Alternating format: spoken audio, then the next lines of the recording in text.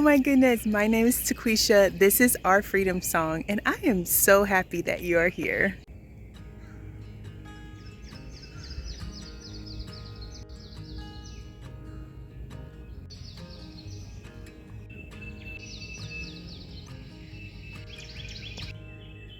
So we do have a new addition, this garden tour, a new addition to the garden, this beautiful evergreen greenstalk. I came out and planted it this morning. It was super easy to install, and I mixed up some compost with some peat moss and also some perlite, and I ended up doing 3 part compost to a half a part perlite and a half a part of peat moss. Greenstalks have this super cool feature that I've only recently heard of after becoming an official affiliate, yay! And that is this automatic watering system. Y'all, it is so cool, and it couldn't come at a better time since I've been raving about how incredible it's been with installing our drip throughout the garden. Game changer. So after getting everything set up, my mind, it was so simple to set it up.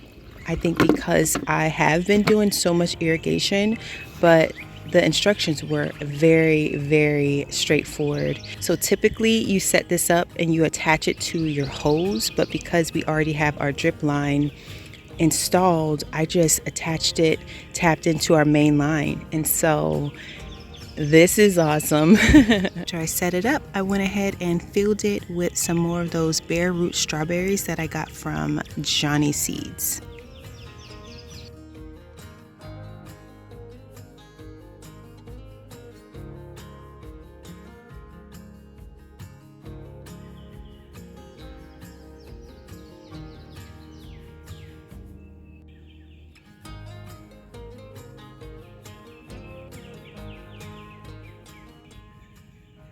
So I typically start our tours at gate number 1, which I'm naming the East Gate because this is the first side that the sun hits when it rises.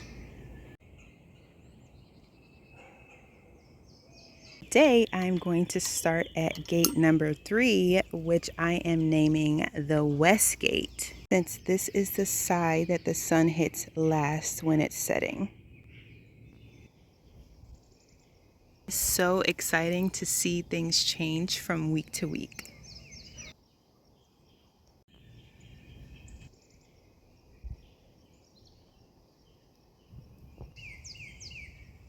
Who knows if this is a friend or foe? I'm assuming foe. So I looked it up, and it is definitely not a friend. Definitely not a friend of the garden. So crazy. I did have foxglove growing, and a couple of you guys let me know that foxglove is poisonous to animals and humans, and I was like, wait, what? I had no idea. And so I really appreciate the heads up. I've already removed the foxglove out of our L bed, as well as I also had it planted in the bed with our bell peppers, or our spicy pepper bed, and I was like, what? So I'm not going to kill it, I'm not going to throw it away, but I am going to remove it from the main part of our garden where we're growing our food, because I don't want to be poisoned, or definitely my family to be poisoned. And so I want to make sure that we all stay safe. They are beautiful though, and so I'm thinking that I'm going to put them in a bed up front just as part of our landscape. And so I did remove those, and I am going to move them to a better location. Planning to do a front yard makeover and a garden tour, a front yard garden tour very soon, so definitely stay tuned for that.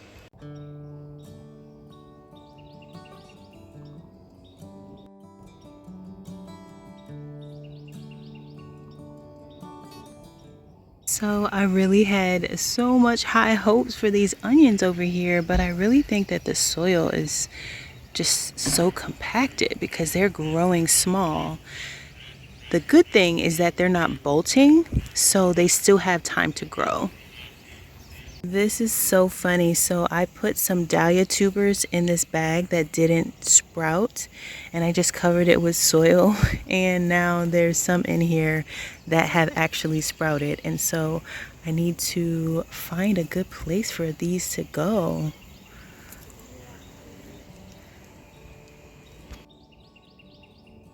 So this area here is actually our cut flower garden area that we've started to develop. First year with starting a cut flower garden, and I honestly feel like things are growing really slowly over here, but I've just learned so much already as far as what we need to do to just make things better next spring.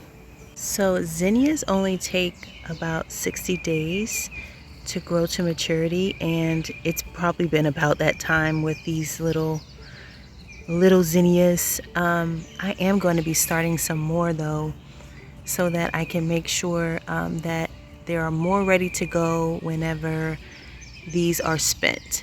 We do have our flowers planted among our fruit trees, which are growing a lot more than they were last year. They were just little sticks, and so I'm so happy to see all this green growth on our trees this year. In particular is actually a dwarf apple tree. We have a single plum on this tree. It's the Byron Gold Plum, and I'm just so shocked to see one, and I don't think there's going to be any more because there's no more flowers. So it looks like one flower was pollinated.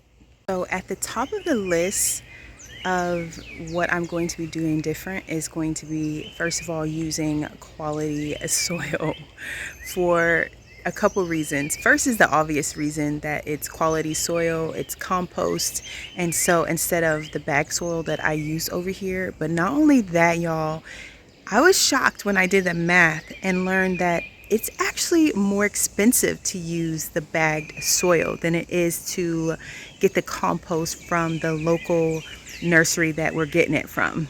So I paid around $8 for a 2 cubic feet bag of Walmart brand in-ground soil. There is 27 cubic feet in 1 yard. 1 yard of compost costs $40. If I got 1 yard of the bag soil that I use in this space, it would cost me around $108, y'all. That is a $68 difference.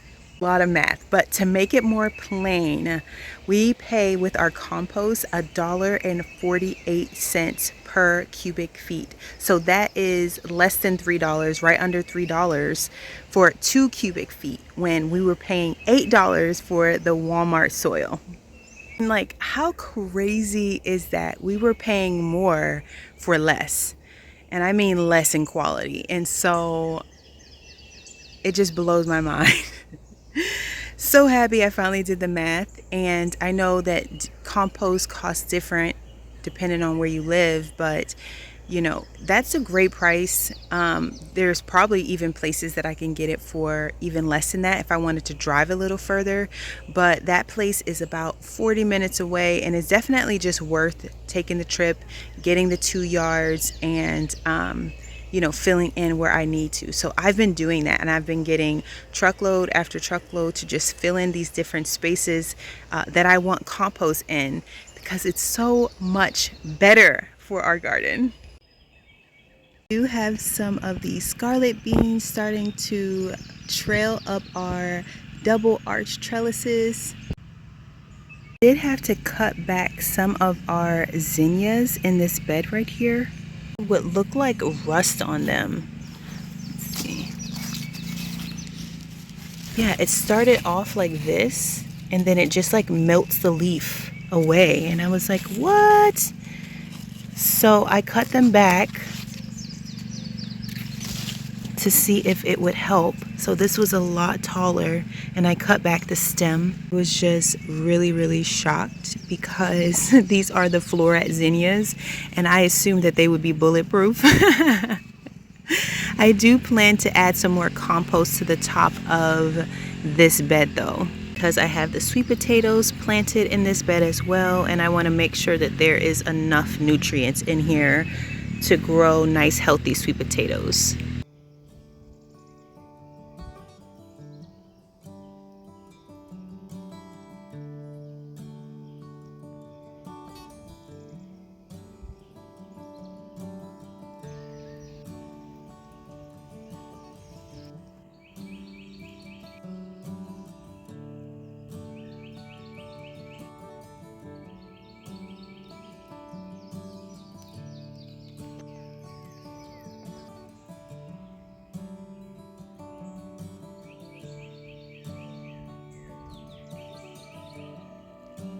I did have someone ask how big these beds are, and so this is a 5 foot wide, 8 foot long, so it is a 5 by 8 bed.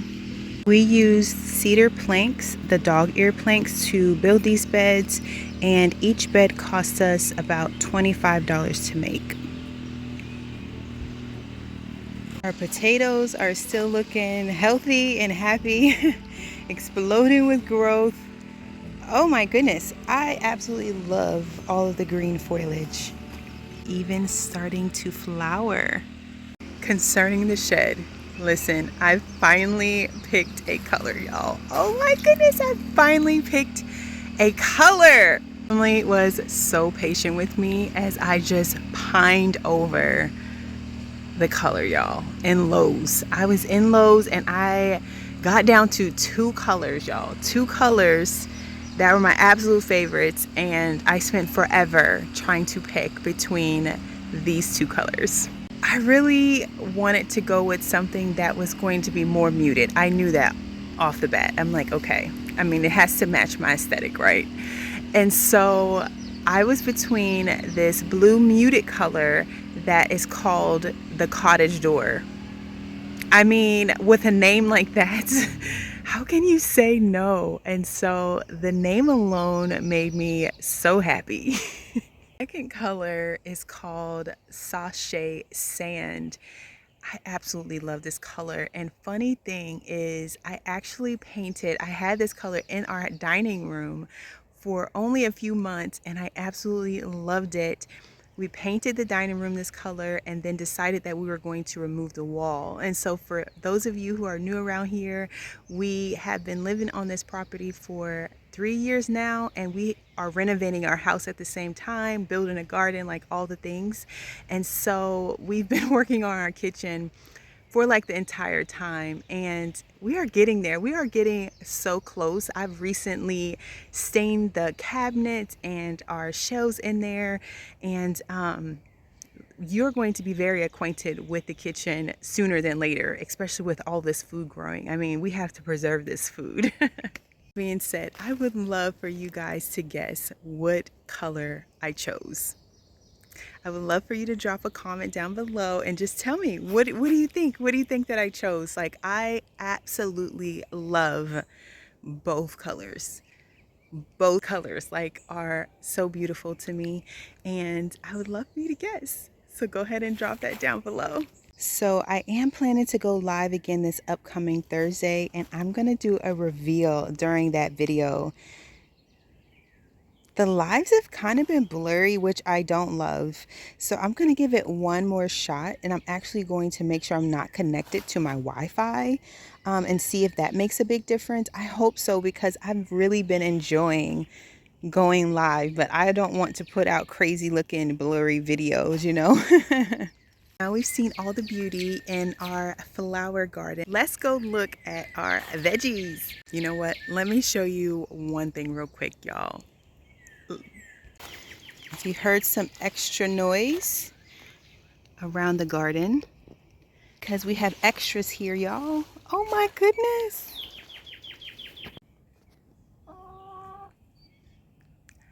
Our chicken babies. I'm so excited. Oh my goodness. We are so happy to have chickens again. I'm just so happy we fortified the coop. Well, Thomas fortified the coop. We'll just keep an eye on it. But I loved so much. I threw them so much kale this morning from the garden that's just has some bug damage. And I'm like, yes, finally we have chickens again that can take the garden scraps. Extremely grateful for our friends who have farms who want to give us chickens who are already laying, because that is so cool. It is an overcast now. We're supposed to be expecting rain in the next hour, so I'm gonna try to see if we can completely get this garden tour done. The front of the greenhouse is actually facing south, so we are going to call this gate the south gate. Several of you commented on growing alongside of the greenhouse, pointing out that eventually it can cause rot to the base of the foundation. And I just want to say that I hear you, and I'm considering that, and we'll be figuring out the best solution to still be able to plant here, but to not compromise the integrity of the wood, because I don't want that. So I'm thinking maybe a shallow and narrow bed will be the answer, or maybe just growing in pots on the side of the greenhouse. I don't know what the solution is yet, but I'm definitely considering it.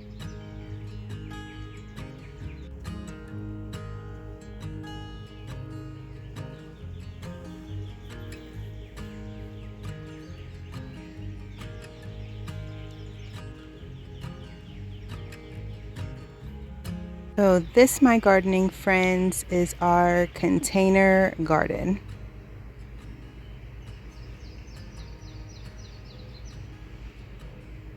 For those of you who are unfamiliar with our container garden story, this whole area was actually densely packed with bamboo, which we cut down, and then we had as much of the rhizomes dug up as possible. We then covered it with 6 mil plastic, black plastic, to make sure that there was no light getting to those rhizomes that were left in the ground, and then we covered it with wood chips, and that's how our container garden was born. I still have not stacked my Dollar Tree planters up yet again, but they are growing. The strawberries are happy and healthy in here. I just have to find a good place for them to go.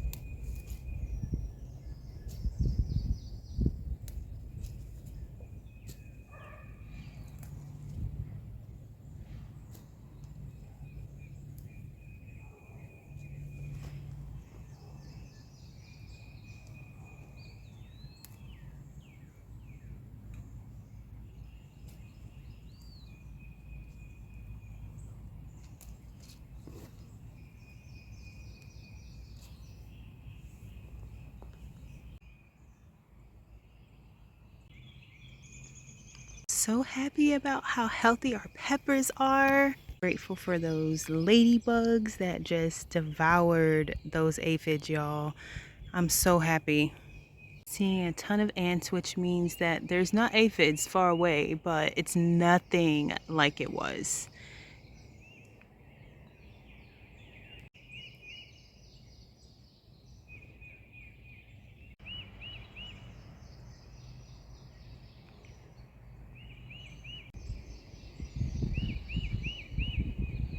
That is a ton of aphids, a ton.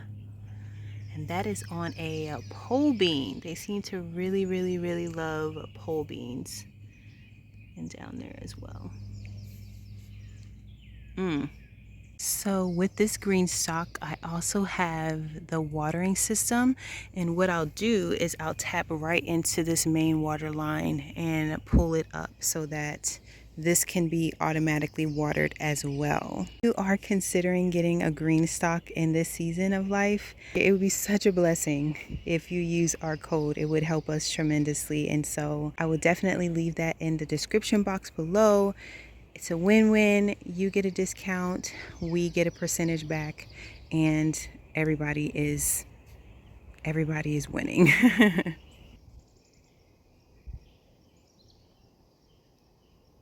So now that we are all the way done with our container section, let's move into our in-ground garden. So full and fantastic over here. It's the best type of jungle.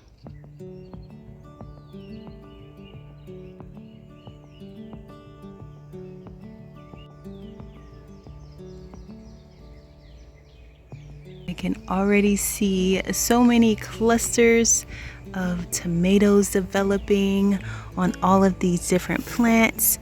This specific one is the Chadwick, and so I know this is going to be so prolific. To it we have the artesian bee, and it also has tomatoes that's developing on them.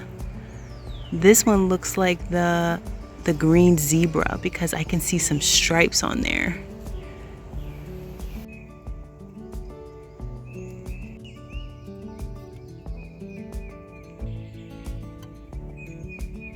One of the many benefits of being able to grow so many plants and so much food is the experience, the learning experience, because you know there's so much here that even if I do something wrong or something doesn't really work out, I can learn from that plant. I can know what not to do, where not to plant, and all the things. This is truly going to be, I think, our best year yet of just learning and growing as gardeners and just learning how to grow food. And all of you guys help me so much. It's such a blessing because this is just our third year, our third spring season of growing. And so I have so much to learn, but I've learned so much up until this point.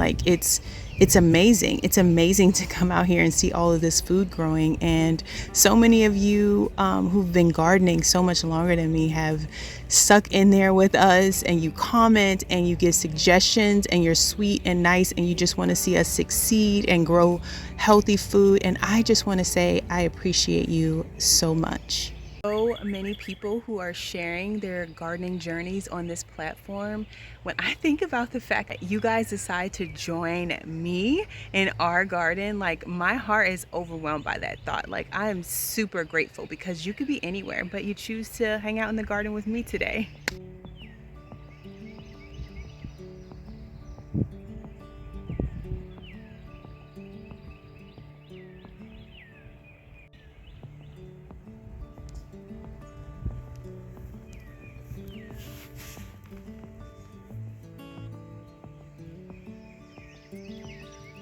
I believe this is our cream sausage, which I'm so happy about. I didn't get a ton of paste type of Roma type of tomatoes, but I got these from Botanical Seeds because I was so excited about the name. First of all, it's so good, and then the color, which is like a yellow color. It's like a pale yellow. It's such a cool looking tomato. I can see that I have a tomato in here that needs some support. So I gotta grab a piece of bamboo and stake that up, and then I go ahead and attach this over here to our trellis. So in the front of this bed, I have determinate tomatoes planted, all different varieties, and on the back side near our trellis I have indeterminate tomatoes.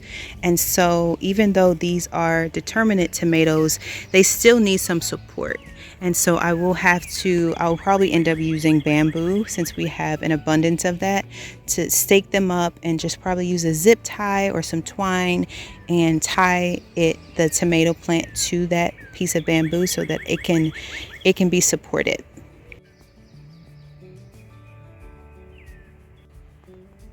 Also planted in this bed, I have marigolds here. I also have some bush beans planted here, and among the bush beans I have some basil planted.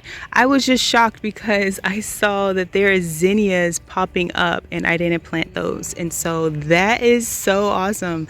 I did not plant those zinnias here, but there was some zinnias planted in this area last year, and so how fun is that?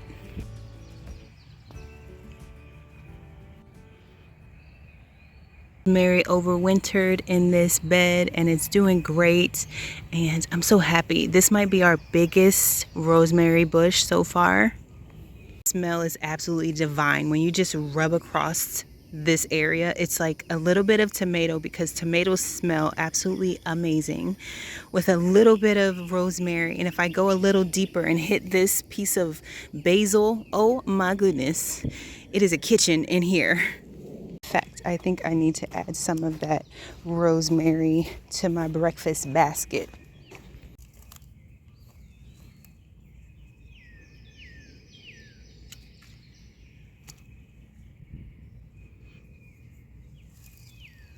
Yum. How absolutely cool this tomato is. I spotted this beauty from the other side and oh my goodness, I believe that this is the orange or accordion tomato. Look at those layers. Oh my goodness, that is wild. That is incredible. These indigo rose tomatoes are getting more and more beautiful by the day.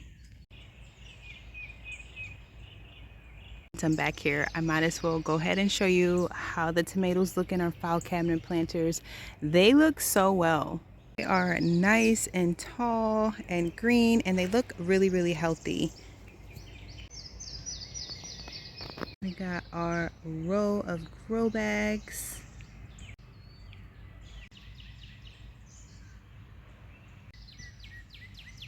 To a row of tomatoes. Right here is our biggest tomato so far. Our babies in our epic gardener beds are looking good. Dahlias, oh my goodness. Cordon with anything fancy, so I can't even capture the beauty. I can't capture the vibrancy of these flowers. Nasturtium ready to bloom. So I'm sure that this is probably 5 feet tall. This tomato is so tall. It is reaching for the sky. Just circle back around because I totally missed all of these sections. More tomatoes on this side. I have 1, 2, 3 determinate tomatoes growing in this area. That also needs some four determinate tomatoes in this area. They all need some support, and so I'll get to that. Our beautiful amaranth here. This is a bell pepper bed, and I do see one growing right back here. Our first bell. She's so cute. We have some pole beans starting to wrap around our obelisk trellis.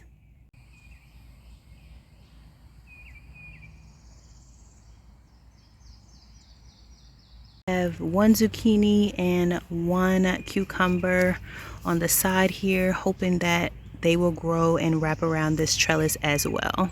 So I guess we're going to have an issue with these flea beetles.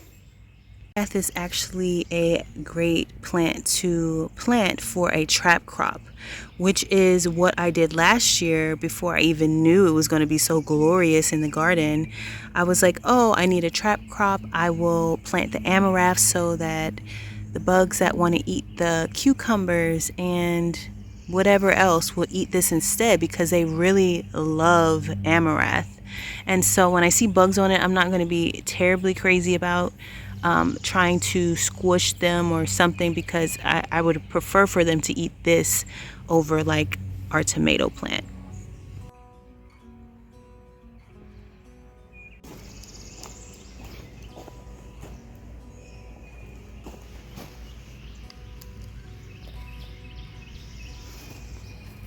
I am going to go ahead and cut this pepper, even though it's so small. The plant is still pretty small, and so I'm gonna go ahead and cut that and enjoy that and let the plant no longer use its energy for that pepper.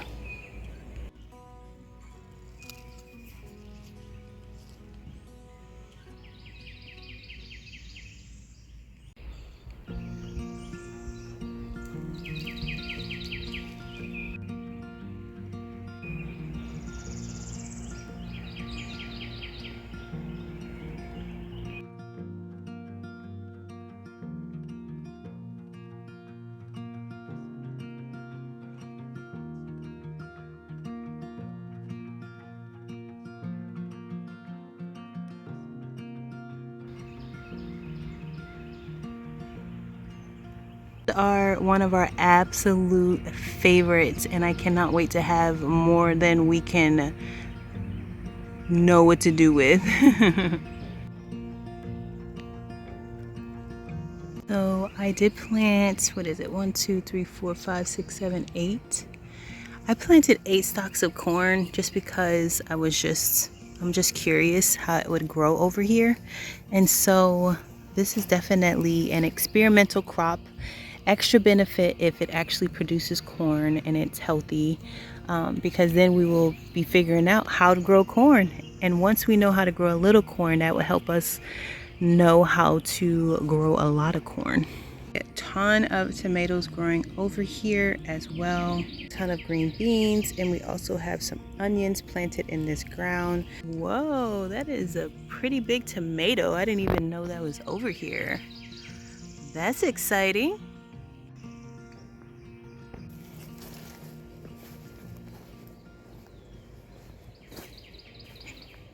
I am just so absolutely in love with the way the garden is just transforming and developing into a space that, man, I could not even dream this up if I wanted to. It is just really turning into an expression of something that's creative inside of me.